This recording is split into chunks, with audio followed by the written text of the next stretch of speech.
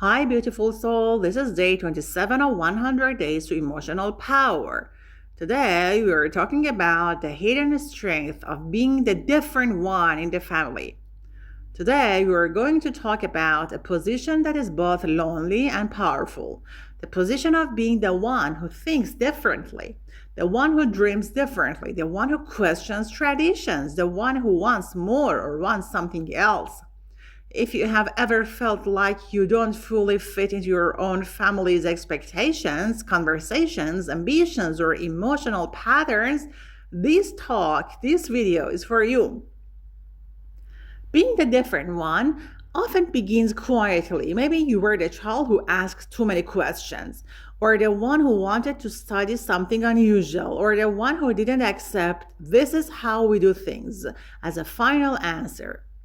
Maybe your family valued stability and you valued exploration. Maybe they avoided emotional conversations and you wanted depth. Maybe they prioritized security and you felt a hunger for risk and growth. At first, this difference feels uncomfortable. You may feel misunderstood, judged, or subtly criticized.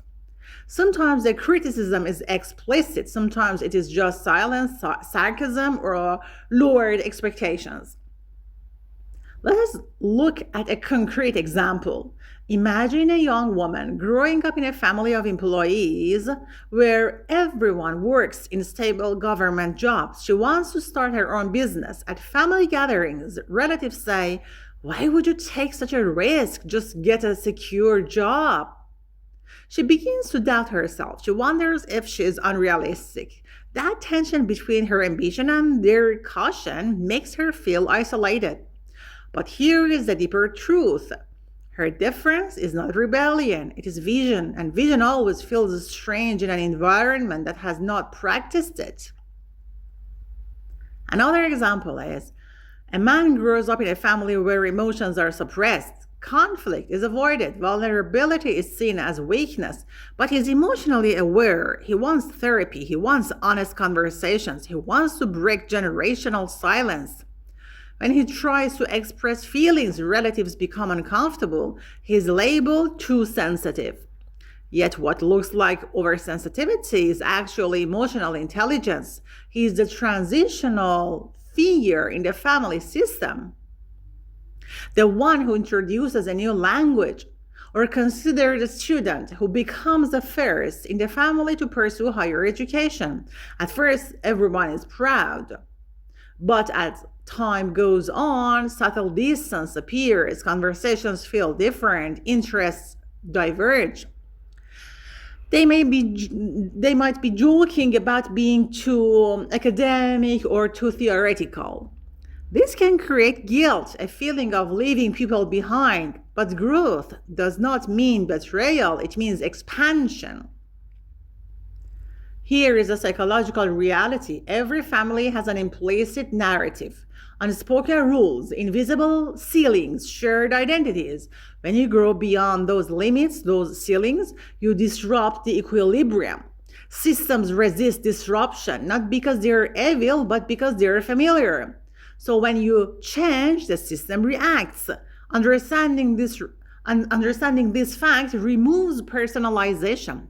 Their discomfort is not proof that you are wrong.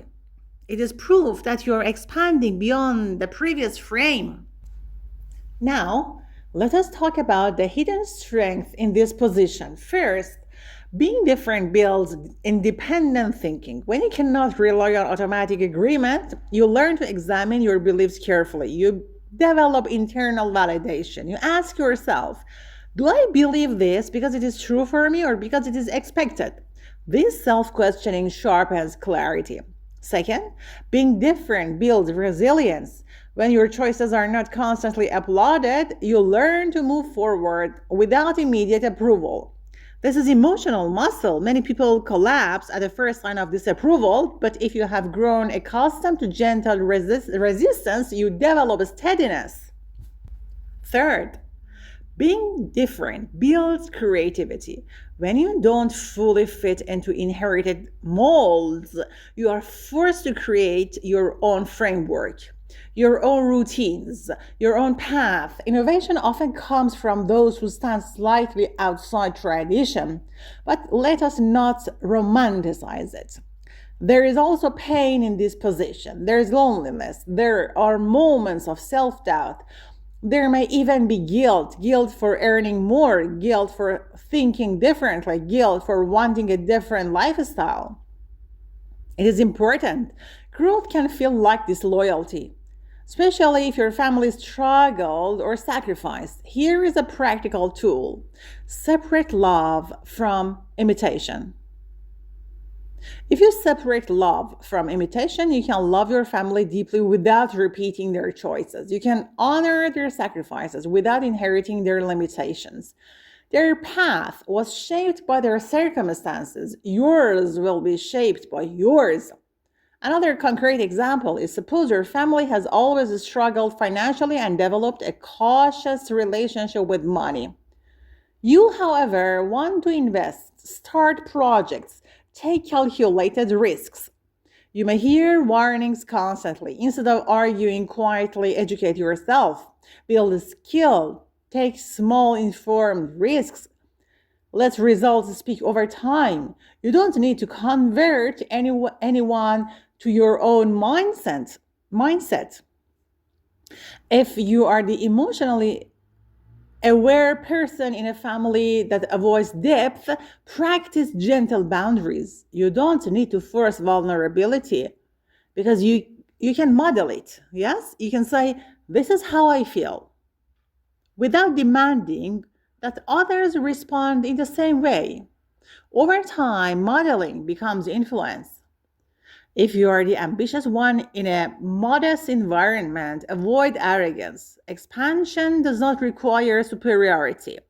Stay humble, but don't shrink. Confidence without contempt keeps relationships intact while allowing growth. Here is another strategy: build dual belonging. You can remain connected to your family while also creating environments that reflect your evolving identity. Find mentors, communities, friends who share your mindset. This reduces isolation and prevents resentment. Remember, the different one often becomes the bridge between generations. The first to study, the first to seek therapy, the first to build wealth differently, the first to move abroad, the first to communicate openly. Being first is heavy, but it is also transformative.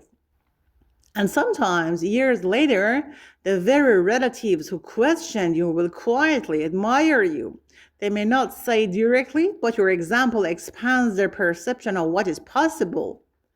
Even small daily steps, such as honoring your values, taking independent action, setting respectful boundaries, strengthen your identity. Over time, the loneliness decreases and the clarity increases. You realize that difference was never a flaw, it was direction. If this talk spoke to you, if you recognize yourself in these examples, if you felt like this talk and it felt familiar in your life and it described your inner experience, then keep listening. Like, share, and subscribe to this channel because this is day 27 of 100 Days to Emotional Power, and every day we explore one emotional truth that many people live with silently. We will build emotional strength together, not with pressure, not with fake positivity, but with honest reflections that feel real, human, and deeply supportive. You can listen while cooking, cleaning, commuting, working, or resting, like a quiet self-talk that strengthens you slowly. Drop your ideas, questions, and comments down below. I would love to hear from you. See you in the next video.